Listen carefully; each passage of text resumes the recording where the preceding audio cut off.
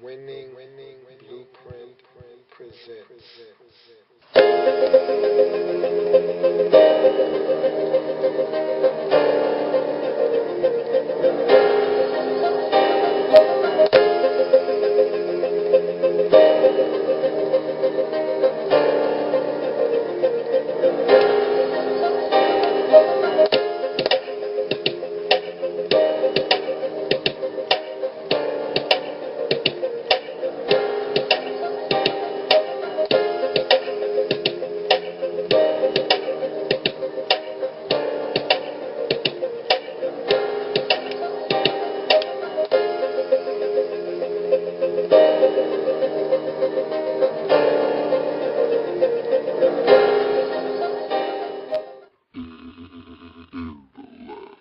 Draft Zone. Welcome. You are in the Draft Zone. I'm your host, Lou. Thank you for joining me.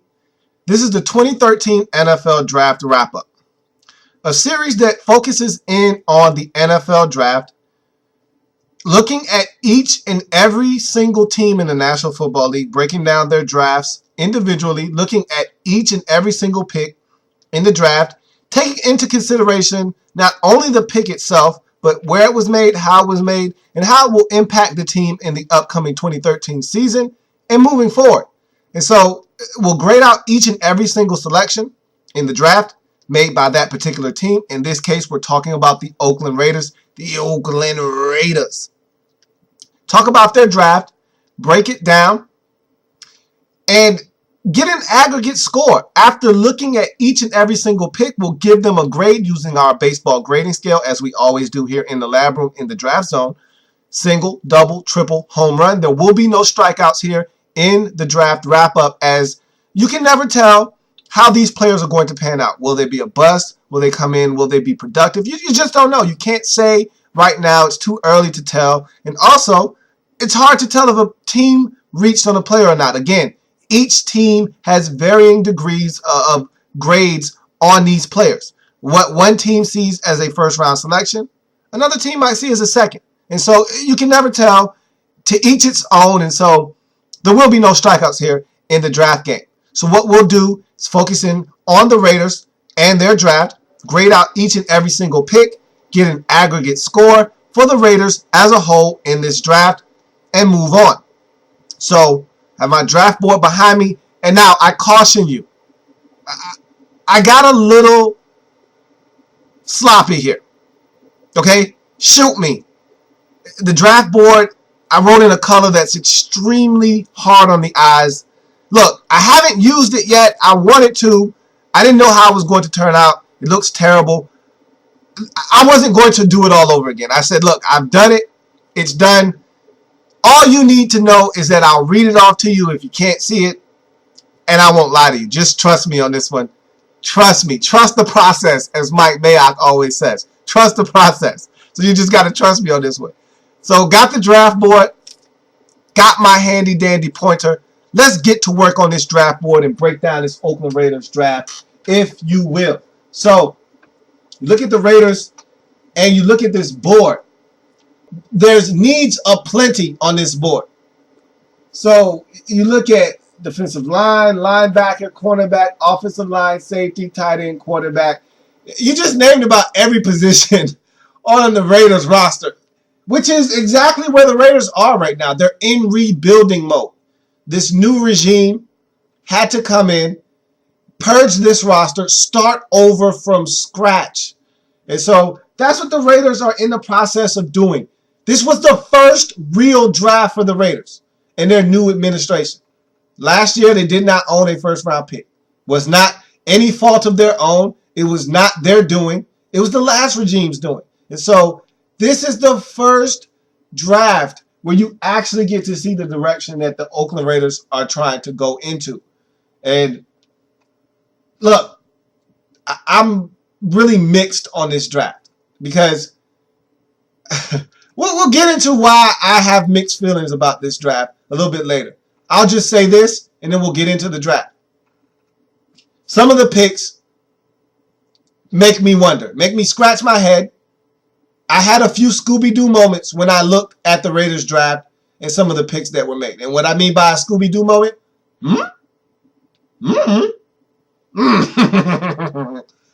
you just don't know. I was baffled at some of the picks.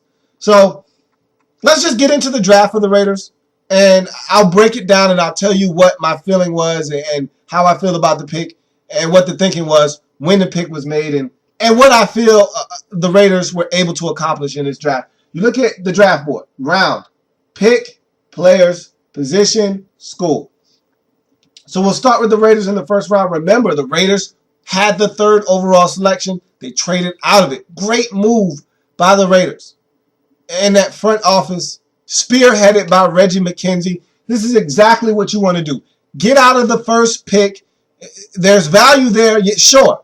But move out of that. Get a 2nd round selection, which you currently did not own before this draft got underway. You move out of 3, trade back, allow the Dolphins to come up, get their man at 3. You move back to 12, collect a 2nd rounder as well in the process. Great move by the Oakland Raiders. I love it. Reggie McKenzie, who is spearheading this draft and is really the central focus here when talking about this draft and the Raiders moving forward. This is a Reggie McKenzie vision. And you just got to trust the process. As Mike Mayock says, I think I like that saying now. Trust the process. That's what the Raiders have to do. As a Redskins fan, myself, I had to trust the process. When Mike Shanahan took over, it was tough. Bruce Allen, Mike Shanahan came in. We were a terrible football team. They had to blow it up and start over from scratch. You're in the same process that we were in. Trust the process. Trust Reggie McKenzie. Now, do I always trust what happened here in this draft? No, but trust me, Reggie McKenzie has a vision. You have to trust the process. So we look at the first round, and you traded out of 3. Great move. You pick up a 2nd rounder. You move back to 12, and you still get the guy that you were going to draft at 3 anyway. And the consensus around the league was this pick was going to be Sharif Floyd, defensive tackle out of Florida. He was sitting there at 3. Everyone thought that was the pick. You move back to 12. He's still sitting there. It's a no-brainer. Raiders are going to get the man that they were going to take at 3. They move back and still get him at 12. What a great move by the Raiders. So, in the first round, 12th overall selection, the Oakland Raiders select cornerback out of Houston, DJ Hayden.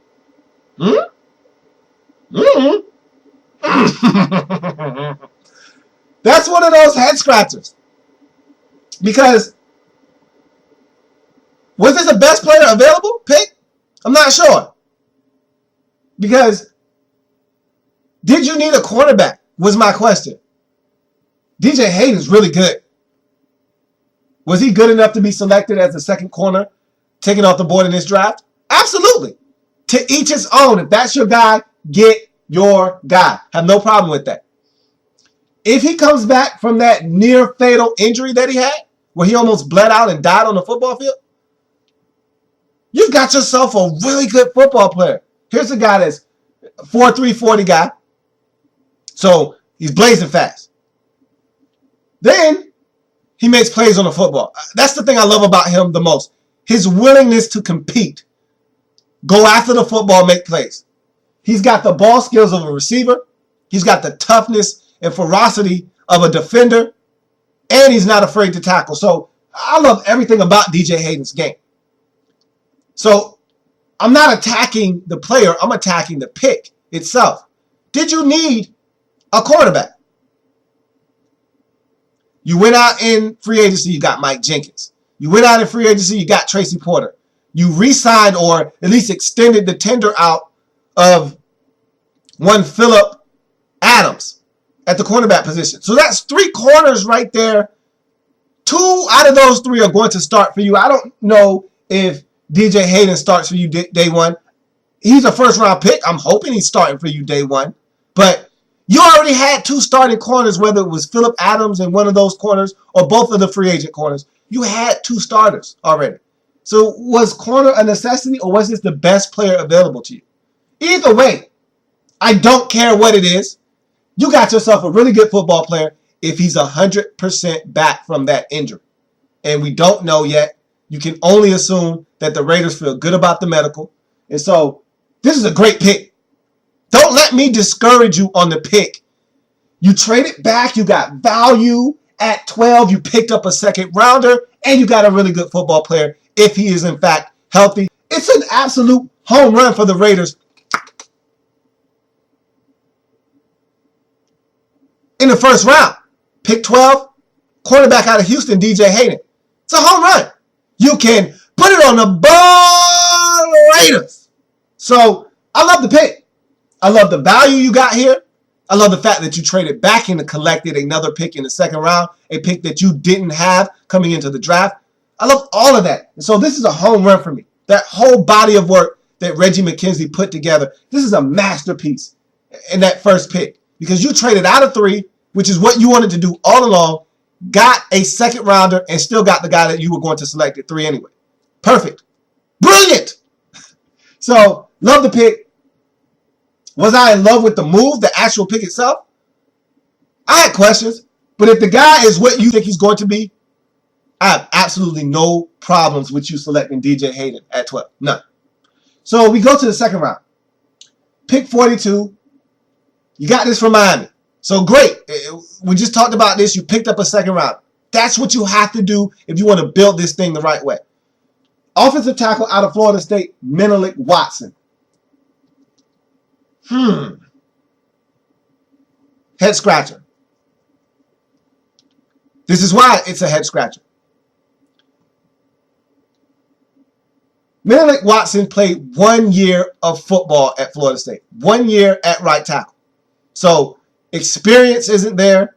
The upside is tremendous. Here's a guy coming from England. Was in love with soccer. What guy, girl, person, man, boy, child isn't in love with soccer in England?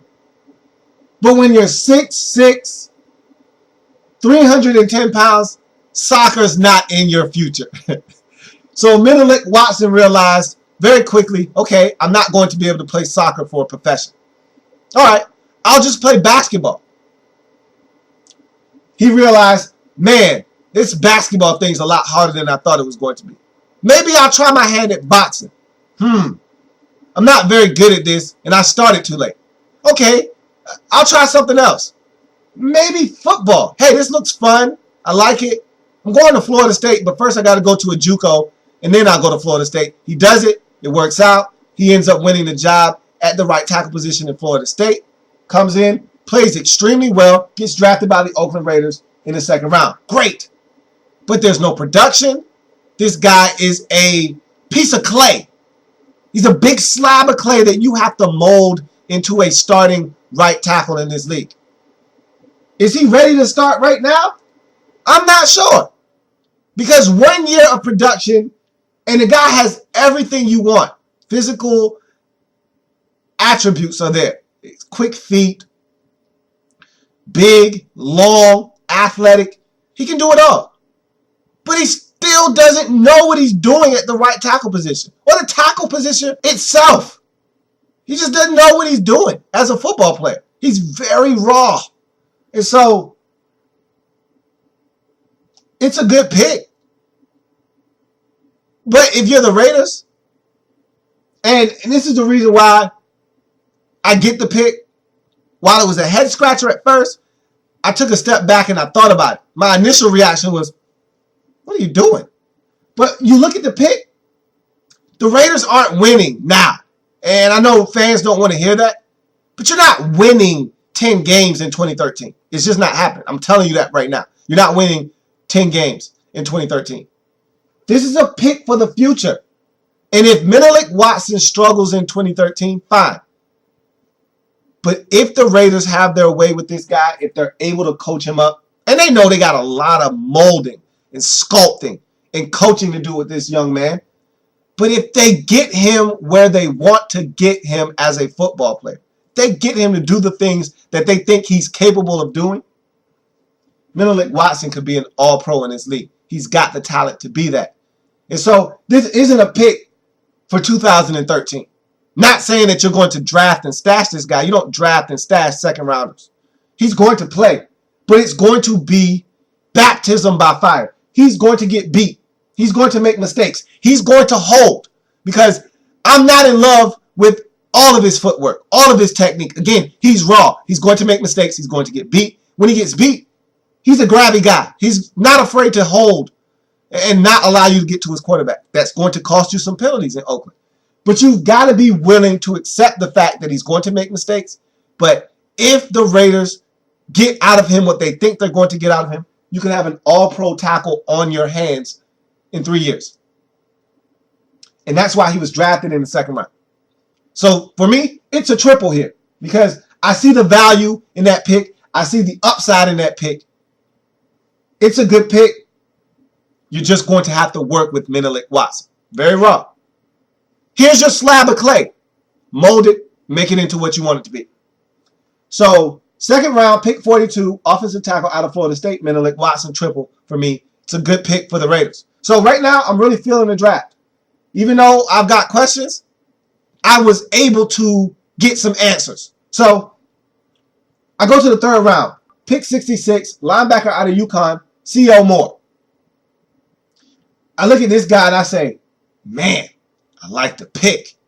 Here's a guy that can get pressure off the edges. And your head coach, Dennis Allen, has been really quiet, really hush-hush about what's going on the defensive side of the football for the Raiders. But you look at all the moves made in the offseason, he wants to make this thing into a 3-4 defense. And in the NFL, look, everyone plays multiple fronts. 3-4, 4-3, 4-6, nickel, dime. There's plenty of defenses that you're going to throw at opposing offenses. But the base defense for me in Oakland in 2013 looks like a 3-4 defense. You got to get pressure off the edges. And I don't think the Raiders have the guys necessary to do that. Enter C.O. Moore, a guy at UConn that got pressure with his head in the ground. They got pressure standing up. He can play in the slot, on the tight end. He's very versatile. C.O. Moore can do it all on the field. I really like this guy. He's underrated is what he is. Don't think he was given enough credit at UConn for what he was able to do on the football field. He gets pressure. I like his first step. He's very explosive. Sneakily at that. He sneaks up on you. He isn't the guy running a 4.5 at the combine that's opening eyes. He's not electric, but he does his job. He gets to the quarterback. You blink, C.O. Moore just ran by you. Now he's at the quarterback. You're not careful, C.O. Moore is in your backfield, creating havoc. I like C.O. Moore. I like the pick. I like the value. C.O. Moore is a triple for me in the third round at pick 66 for the Oakland Raiders, the linebacker out of UConn. Love it. Love it. Great pick. Great value. Great selection. C.O. Moore, linebacker out of UConn for the Raiders in the third round. So before we jump into the fourth round selection of the Raiders and move on with the draft, let's hit the needs board for a second. And we look at positions of need. Just about everywhere you look, there's a position of need for the Raiders. There's not going to be many occasions where we can say, hey, they just picked a player because he was the best player available on the board. Every single pick is going to meet a need for the Raiders, most likely. So you look at their first pick, DJ Hayden, cornerback, definitely a need for the Raiders. Even though I didn't think it was an urgent need, I didn't think it was one of their most pressing needs, still a need. You can never turn down talent. So, cornerback, put a line through that. You look at Menelik Watson, offensive tackle out of Florida State in the second round. Definitely a need for the Raiders. Offensive line, we'll put a line through that. C.O. Moore, linebacker, defensive end. He was a linebacker in college. Definitely a need for the Raiders at linebacker. We'll put a mark through that as well. So, Raiders knocking down needs. How can they not? They have so many, it's hard to miss. So, you look at the fourth round for the Oakland Raiders. Pick 112. You got this one from the Tampa Bay Buccaneers. Quarterback out of Arkansas, Tyler Wilson. Tyler Wilson. And to me, Tyler Wilson is a guy with the utmost talent. Has a pro-ready arm. Very big arm. Great arm talent. Can throw it anywhere on the field. Think he has all the intangibles you look for in a quarterback. Here is where I worry about Tyler Wilson. Not from a mental capacity, not that he's not smart enough to grasp the offense or he doesn't get it. Decision making is what I'm referring to. Again, not an athletic quarterback, not running anywhere, not eluding anyone. And so you got to protect this guy. Raiders aren't known for protecting quarterbacks. So right there, that's an issue. But if you protect Tyler Wilson, he can sling it with the best of them. Problem is, in his senior year, you got to give him a pass, okay? Bobby Petrino had this Arkansas team ready to explode. Had them on the verge of doing something special in the SEC. Petrino has some transgressions off the field, gets fired, leaves Tyler Wilson and this team in free fall, and they're not really able to recover. They have a terrible senior year, or at least Tyler Wilson and that team doesn't really meet the expectations that many had set for them when Bobby Petrino was going to be the coach. And so you got to go back to the junior season of Tyler Wilson, and this guy was dynamic. And he was really good. The decision-making wasn't as sloppy, wasn't as irrational. And so I cut him a little bit of slack. I like Tyler Wilson a lot. And again, if you can protect him, he's a guy that can throw it to all areas of the football field. So I don't have a problem with this selection. The Raiders just have a hodgepodge of quarterbacks. Now, you get Flynn. You've already got a guy like Terrell Pryor. You add Tyler Wilson to the mix. Someone out of this group has to emerge as your guy, right? Right? I think. Yeah. I guess, right? I don't know. But to me, that's solid value in the fourth round.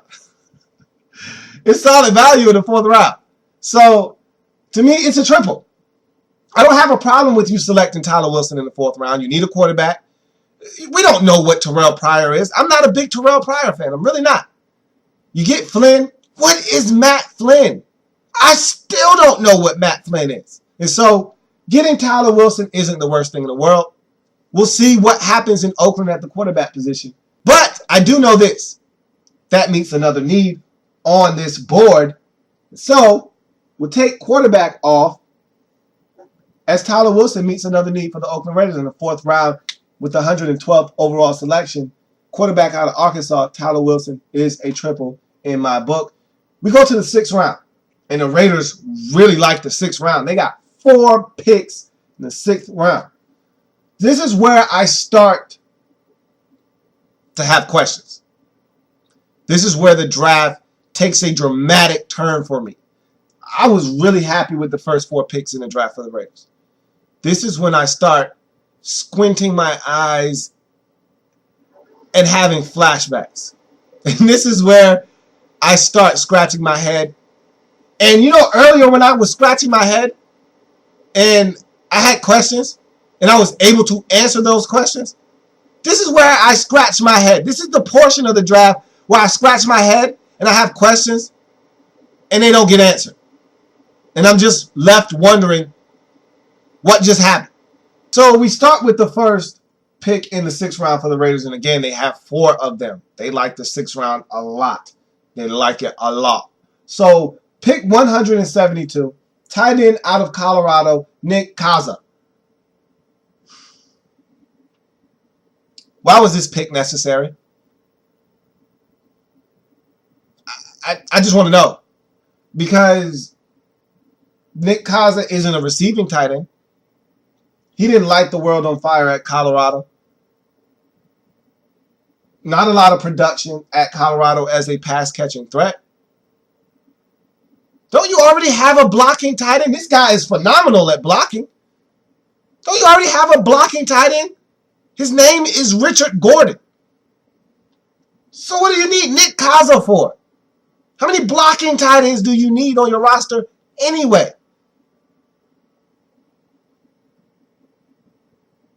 Huh? I'm just curious. Because he doesn't threaten you in the passing game. I'm not worried about him in the passing game. Maybe he develops as a pass-catching threat at the next level. Maybe the Raiders see something in his game feel like they can develop him as a pass catcher because they know what they're getting as a blocker. Nick Kaza is going to come in and he's going to block. Plain and simple. Can he catch the ball too? If he can, great. Added value. But for me, in the 6th round, your first 6th round selection, there were other things that were available here in the 6th round that you could have snagged other than a blocking tight end. That's just my personal opinion. But I'll cut Nick Kaza in this selection some slack because it's not like he can't catch the ball. It's just that wasn't his forte at college. And so you know what you're getting. He's going to block. Fine. At least he can do something extremely well. It's a double for me. But I got my eye on this pick because I'm not sold on that selection. 6th round, 172nd overall selection, tight end out of Colorado, Nick Kaza for me is a double. Okay. I'm willing to let that one slide. So the second of your 6th round selections at pick 181, running back out of Central Florida, Latavius Murray. We got this pick from the Tampa Bay Buccaneers. This one to me smells. It reeks. You know what I don't like? I don't like being lied to. Okay? And when the new regime came in, you know what they told me? The old way of thinking about the Raiders is over with. We're not trading away any picks. Haven't been lied to in that capacity. In fact, the Raiders have been adding picks. Great. We're not doing the height, weight, speed thing anymore. We're drafting football players. Well, this pick here, this one smells like a height, weight, speed specimen selection. And I don't like being lied to. Latavius Murray. He was productive at school, I'll give you that. Rushed for over 1,000 yards and 15 touchdowns in his senior year at Central Florida. So it's not like he wasn't productive. However, 6'2", 225, 4.40 speed. I don't like being lied to, Raiders. This is a height, weight, speed specimen here. Okay? And no, he doesn't play at that 4.40 speed that he posted at his pro day. Okay? It's a solid pick. But I don't know where you're going with this one. Something is fishy about this pick. You had the opportunity to draft a guy like Jonathan Franklin out of UCLA. Passed on him. Repeatedly. I'm not disputing any of these picks at the top of this draft, so I'll cut you some slack. And Latavius Murray isn't a bad selection. However, I'm on to you, Raiders. Okay? I'm on to you, Allen. And McKenzie, I see what you're doing. And I don't like being lied to. Height, weight, speed specimen in the 6th round. Pick 181. Latavius Murray out of Central Florida at the running back position. I see what you're doing. It's a double for me. Latavius Murray, I think, can help this team. Again, I just told you the measurables. He's an upright guy. So at 6'2", he's going to have to drop that pad level to get it down. He can also catch the football out of the backfield, so you get added value there as well. But I want to see how his game translates to the next level. Again, I don't think he's as fast as advertised. I don't think he's a 4.40 guy. When you put the tape on, doesn't look like he's running that fast. And again, he's 6'2", so he's got to drop that pad level to be able to protect himself and the football. Be anxious to see how he's used at the next level, but I think he's a guy that can give you some value in the 6th round at pick 181. It's a double for me with Latavius Murray, running back out of Central Florida in the 6th round for the Raiders. We move on to the next pick. I actually like this pick a lot.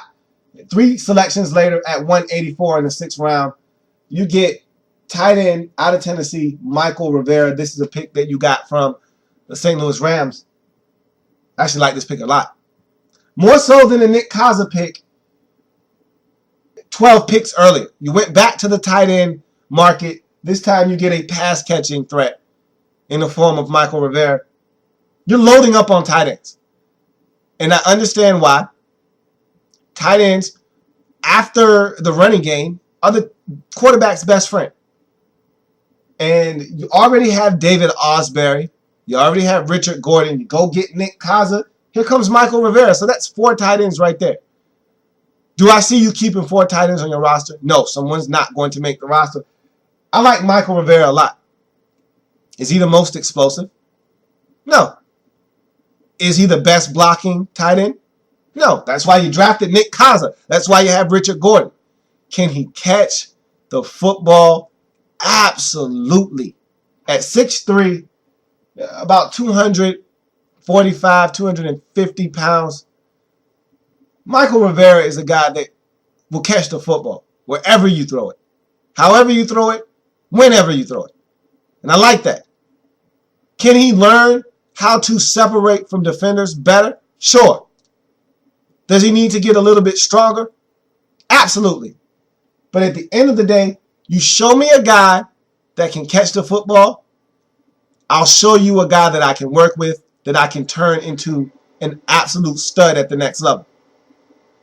There are plenty of tight ends in this league who aren't fast, who don't scare you athletically, but guess what? They get it done.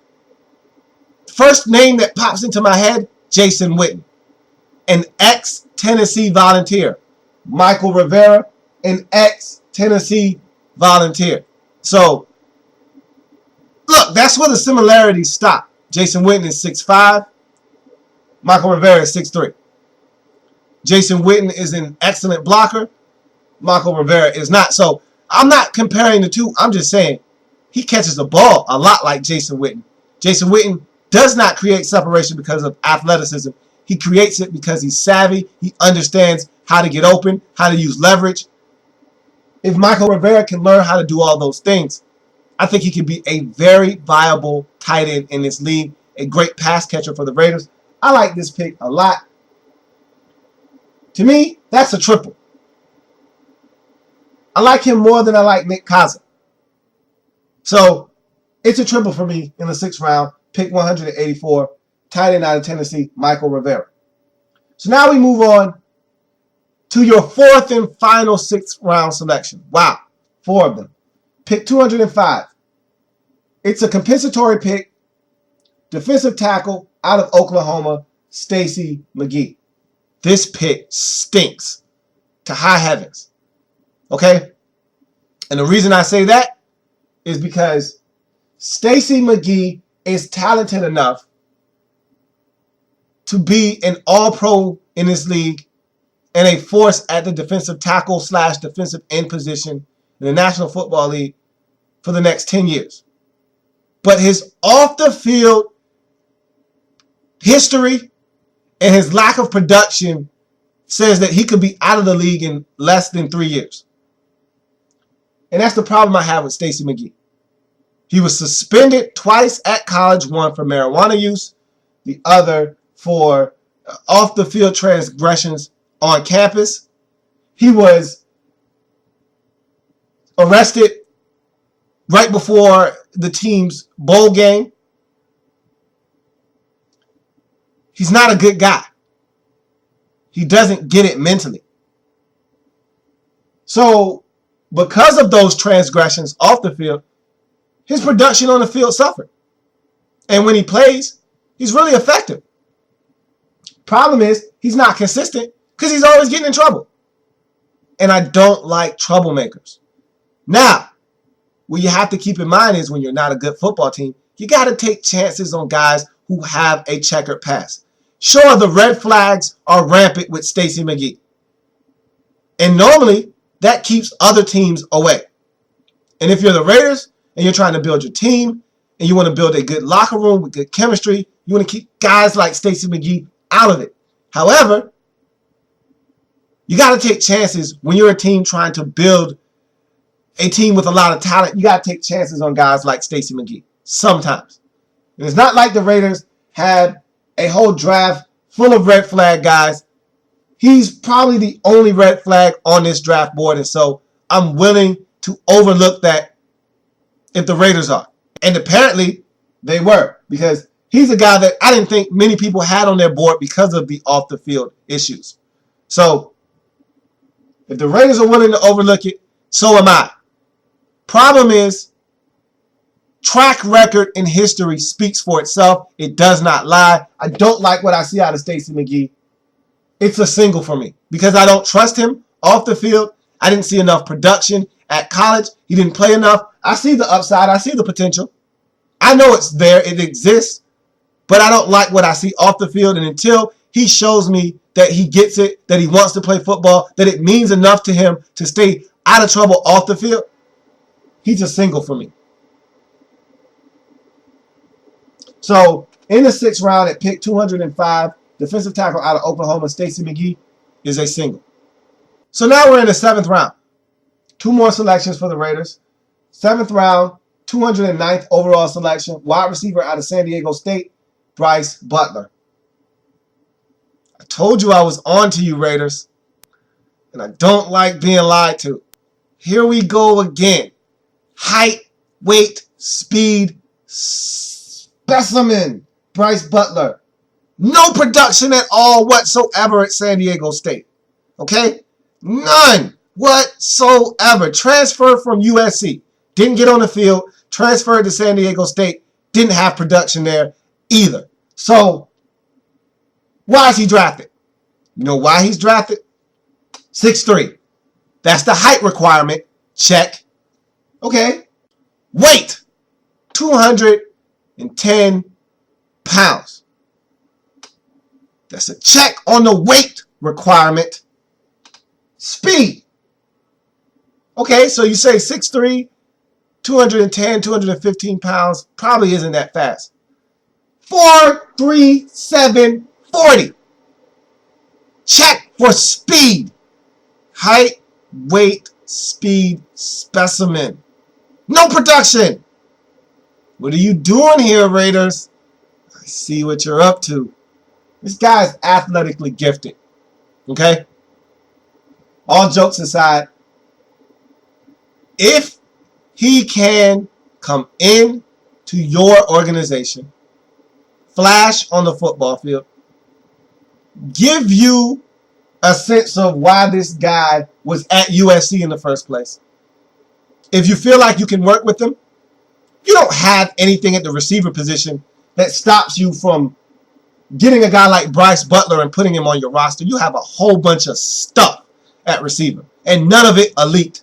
So getting a guy like Bryce Butler in the 7th round, that's a height, weight, speed specimen.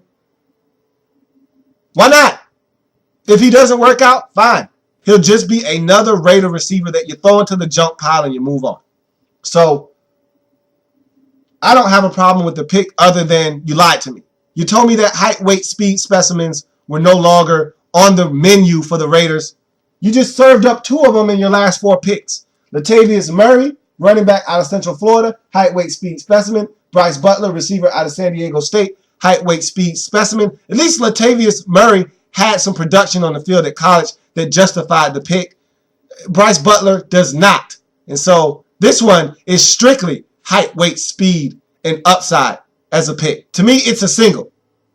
Even though the upside, the speed, the height, the weight, everything is there, I don't have any production to lean on. It's a single for me. So I go to the last and final pick in this draft for the Raiders. 7th round, pick 233. This is from the Houston Texans, defensive end out of Missouri Western, David Bass. I actually like this pick a lot. More so than your other 7th round selection, because in moving to a 3-4 defense, which I think you are going to in 2013, and just trying to be flexible as a defense, whether it's 3-4, 4-3, whether it's a blitzing package, whatever the case may be, you need guys that can get to the quarterback. Okay, so he played at Missouri Western. What is that? It's a Divisional II school. So did he play against the most aggressive and upper echelon talent? No. But what he did do is something that I ask of every single player that plays at a small school. Dominate the talent in front of you. Look, this has always been my motto. Always has been, always will be. You can't help what they put in front of you. So dominate it. I don't care that you played at a Division II school. You could have played at a Division III school for all I care. Dominate what they put in front of you, though. Are you better than them? Prove it. Dominate. That's what David Bass did at Missouri Western. 40.5 career sacks. That's domination, my friends. And so, will that translate to the NFL?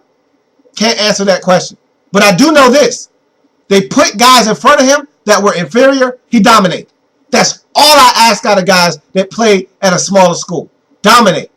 Give me a reason to draft you. He did that. So, right off the bat, I know this guy can produce. High motor. Great guy in the locker room. Production at college. Is very athletic. Is he the most explosive athlete? No. Broad jump and vertical display that. The 4.840. Nothing that's going to have you drooling and salivating over the prospects of David Bass. But he can get to the quarterback. Can he be strong at the point of attack? Sure. But I like David Bass. I like the motor. I like the ability to get to the quarterback. I think he can get to the quarterback at the next level. He's got some things to fine-tune with his technique. But you can't deny production. And I love guys at small schools that get it done. David Bass did that at 6'3", 255 pounds or so. I think he can be a menace in a 3-4 defense off the edges. I think he can be a guy that can put his hand in the ground in the 4-3 defense. And so the versatility is there. I like David Bass. And I actually think he has a tremendous shot, as do every single one of these picks, of making the Oakland Raiders roster. And so for me, it's a double for David Bass in the 7th round at pick 233, defensive end out of Western Missouri. So that's a great way for the Raiders to finish up this draft. Have some questions down here at the bottom of the draft. Nick Kaza. Latavius Murray. Not so many questions as much as you tricked me. You lied to me. He's a height, weight, speed specimen. I look at Stacy McGee. Red flags everywhere. He's a talented guy. Can you get him to focus on football? Less on the off-the-field shenanigans and more about football for Stacy McGee? I don't know if you can. I'm not really sure and sold on the fact that you can. Don't really like that selection. Bryce Butler, no production whatsoever at college. Height, weight, speed specimen. Again, I have questions. No answers there. I like David Bass. So you finish up the draft somewhat strong with David Bass. So you look at the draft as a whole for the Raiders. And let's clean up this needs board quickly for the Raiders. So you draft 2 tight ends. One in Nick Kaza, the other in Michael Rivera. So we put 2 slashers through the tight end position.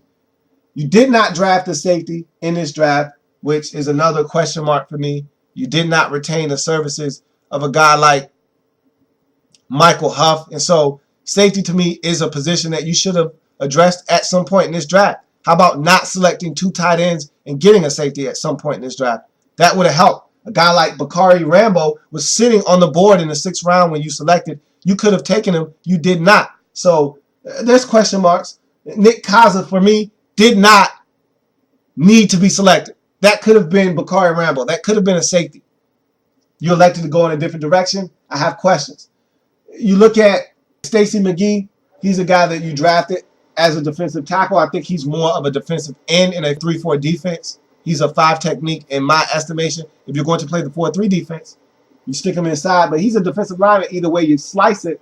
So that meets a need there. So the Raiders did a great job of meeting needs in this draft. You also look at David Bass, defensive end out of Missouri, Western Missouri, that is, or Missouri Western. And so he meets the need at the defensive line as well. So Raiders knocked down a lot of needs, thought they could have addressed the safety position. They didn't. So you look at the Raiders draft as a whole. DJ Hayden, home run. Menelik Watson, in the second round. He's a triple. C.O. Moore, triple in the third round. Tyler Wilson, a triple in the fourth round. Nick Kaza, a double. He easily could have been a single for me. I cut him some slack. He's a double. Latavius Murray, double in the sixth round. Michael Rivera as well, a double in the sixth round. Stacey McGee for me, too many off the field issues. He's a single. Bryce Butler as well, a single because of the lack of production at college. And David Bass for me is an interesting prospect at the back half of this draft at defensive end. He's a double. You tally it all up for the Raiders, and it averages out to a solid double. Not bad for the first draft of the Allen/McKenzie administration. Yeah, they were on the staff last year when you draft. That wasn't a real draft for them. This is their real first draft. And I must say they did a solid job. Have questions about it. Won't be many answers given until 3-4 years down the road. So we'll see how this draft pans out for the Raiders. But at first glance, I like what the Raiders did at the top half of this draft. Have some questions toward the middle. Thought they finished up the draft strongly with David Bass. I see every single one of these players having a legitimate shot at making your roster because there's not a lot of talent on this roster. So I think the Raiders did well for themselves in this draft. We'll see how it all turns out. But it's a double for the Raiders as they wrap up their draft. That's going to do it for the Oakland Raiders in the 2013 NFL Draft wrap-up. Draft Zone.